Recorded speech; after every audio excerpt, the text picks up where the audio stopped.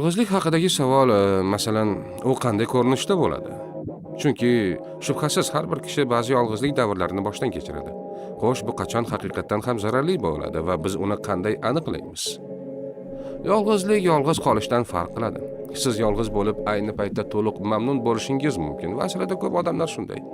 Yolg'iz qolganda xotirjam bo'lish qobiliyati bu katta mahorat va ajoyib fazilat.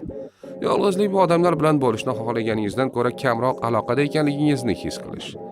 Shuning uchun ham odamlar orasida ham o'zingizni yolg'iz his qilishingiz mumkin.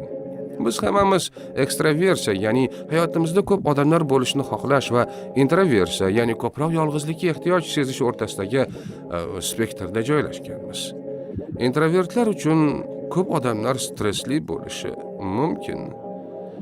Biz bilamizki, ularning hech biri sog'lomroq emas. Introvertlar ham mutlaqo sog'lom bo'lishadi. Ularga shunchaki bir yoki ikkita mustahkam munosabat kifoya qilishi mumkin va ko'proq odamlarni xohlamasliklari mumkin. Buning hech qanday yomon tomoni yo'q. Demak, ikkinchi saboq shuki, siz qancha odamni bilishingiz yoki ko'rishingiz, hatto turmush qurgan-qurmaganingiz ham muhim emas, chunki yomon nikoh sog'lig'ingiz uchun ajrashishdan ham yomonroq bo'lishi mumkin. Buning o'rniga yaqin munosabatlaringiz sifati muhimdir.